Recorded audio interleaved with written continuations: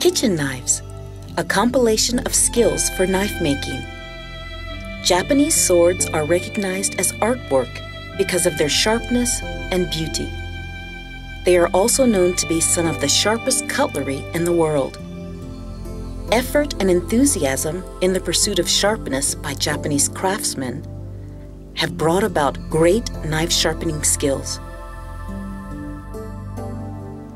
The Kin-o area is well known as a production center for the processing of metal.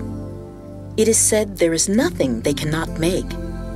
Thus, many products have been launched and successfully marketed. We, Tojiro Company Limited, also in this Kin-o area, is known as one of the top 5 manufacturers of knives in Japan.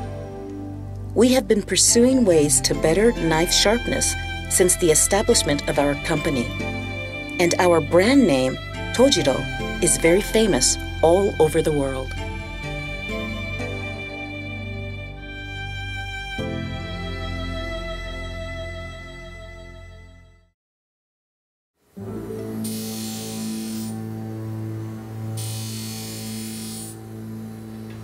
What is necessary for sharpness? The most important areas are material, structure, and edging.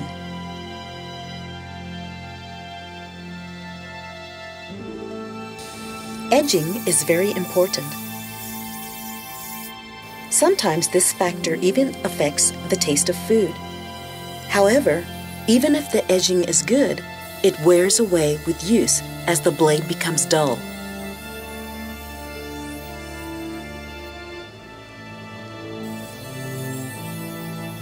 In traditional Japanese restaurants, chefs must sharpen their knives every day after work, which tells you how important sharpening and edging is.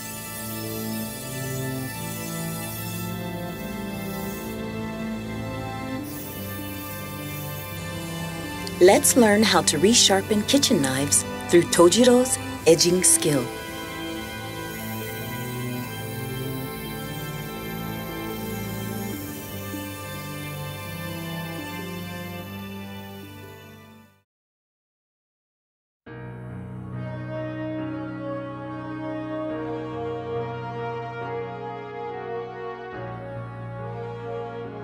Whetstones are necessary for sharpening, and there are typically 3 kinds: rough grinding, middle grinding, and finishing. They are categorized by how fine their stone grains are. In general, middle is good for home use, but if you would like to make the edge finer, the finishing stone is recommended.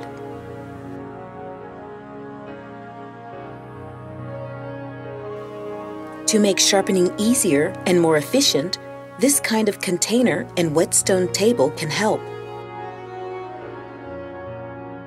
A sharpening table that fits over the sink is also available.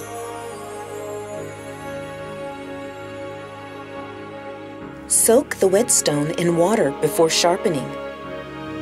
It may take about 5 minutes to let all of the air bubbles out of the stone.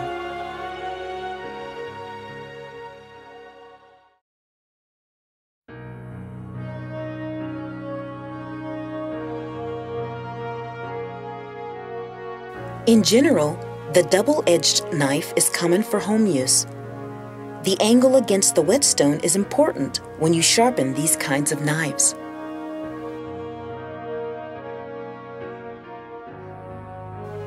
All kitchen knives have cutting edges, and the tip of the edge, which we call koba, controls the function of the knives. If you sharpen narrower than the width of koba, you will get more sharpness, but lose durability. If you make it wider, you will get more durability, but lose sharpness. Keeping the knife's angle on the whetstone is important. You have to hold the knife using your thumb to keep the angle and the degrees. Put the knife on the whetstone with the cutting edge side facing you. The angle of the cutting edge should be 15 degrees. However, it depends on the thickness and width of the blade. You will find your preferred angle once you actually sharpen it, and then you can adjust it to suit your preference.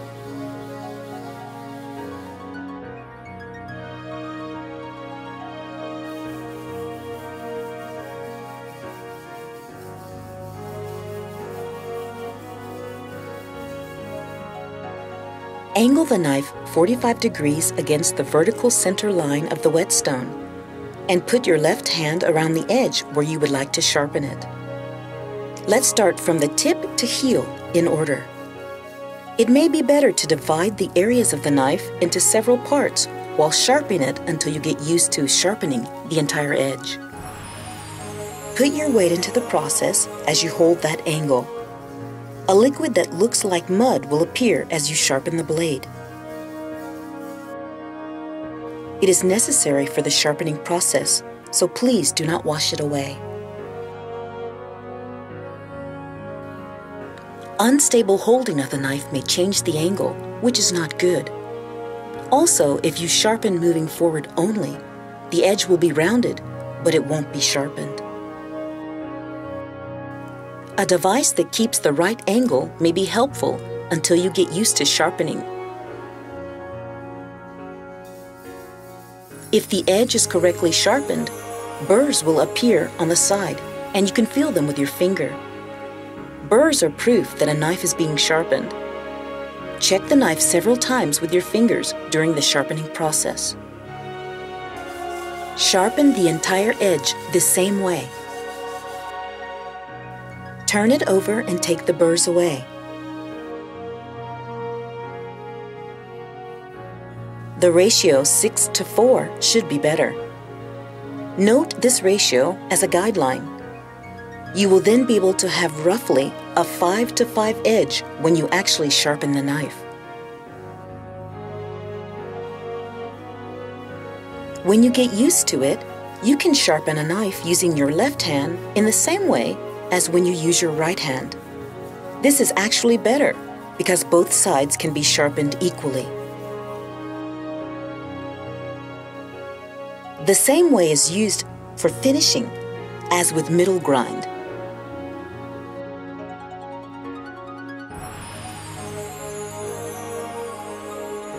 Cutting newspaper helps to take tiny burrs away. This is how to resharpen. By resharpening a knife, you can see the sharpness come back.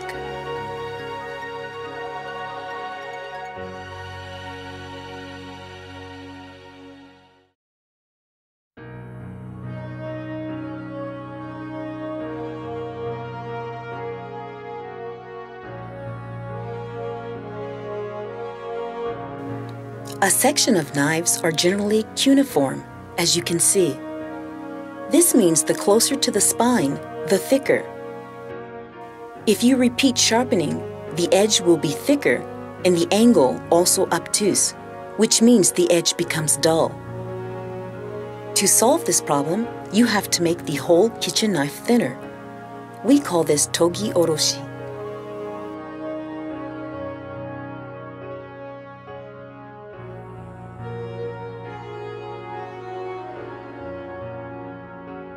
Togi oroshi also repairs cracks.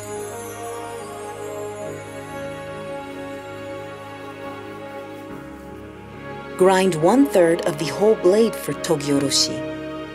A rough grind whetstone will be sufficient.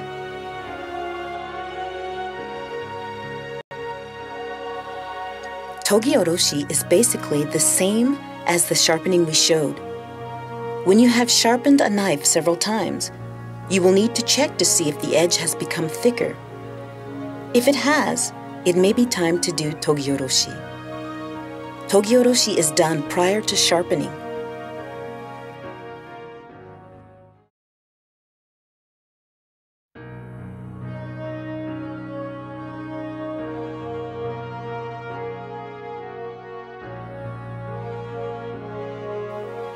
Single-edged traditional Japanese kitchen knives are easier for sharpening compared to double-edged knives. All you have to do is just put it on the whetstone at the same angle as the inclination of the knife.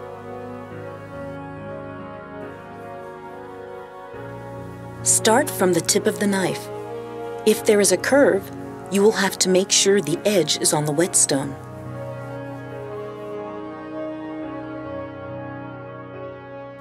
If you can see scratches, it means the blade is correctly put on the whetstone.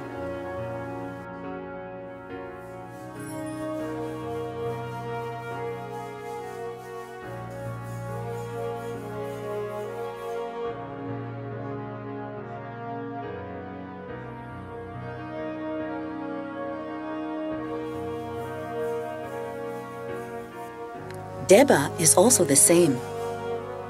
If you can see a warped backside on the edge, front side sharpening has been completed. Make the whole edge flat. Japanese knives are usually made by hand and forged, so a knife may be uneven, even if its surface looks flat. Turn it over. Put it flat on the whetstone and take the warp and burrs away. The back side of the Japanese knife is dented. You will see the shape when you sharpen this side.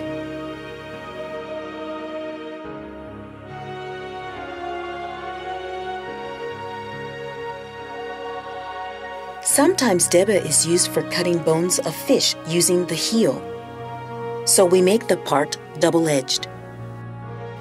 Putting edge from the other side is better, and the ratio is 40% of the whole edge. This makes the edge stronger, with less cracks and chipping.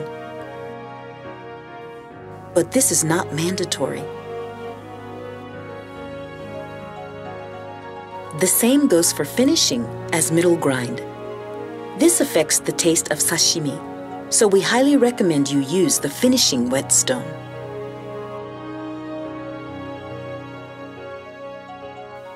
For single-edge knives, put the tip of the edge out and make the angle a little bit more obtuse. Then sharpen each side 2 or 3 times.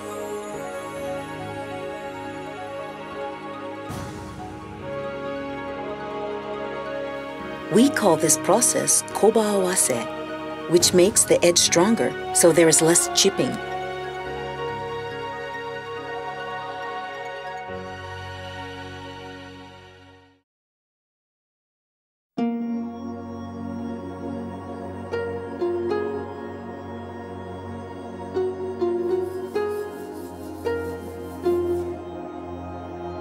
Whetstone is also worn away.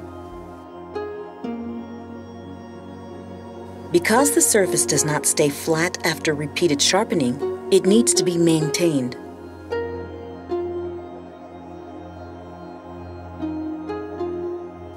A flattening stone can make the whetstone surface flat again.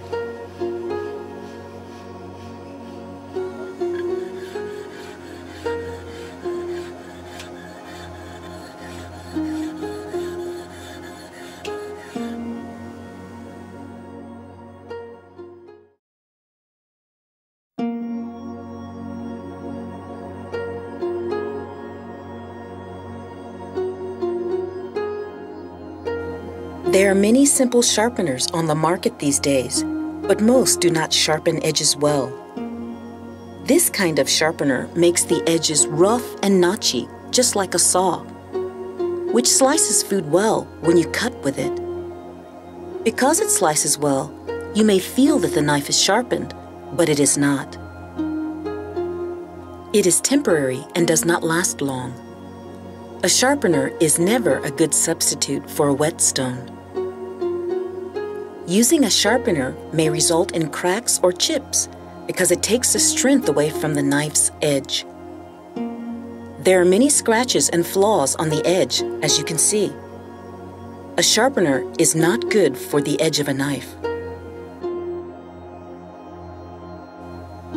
The more numbers, the smoother. No sharpener can sharpen like this. A sharpener is just for temporary use when you do not have time. We highly recommend that you use a whetstone for sharpening.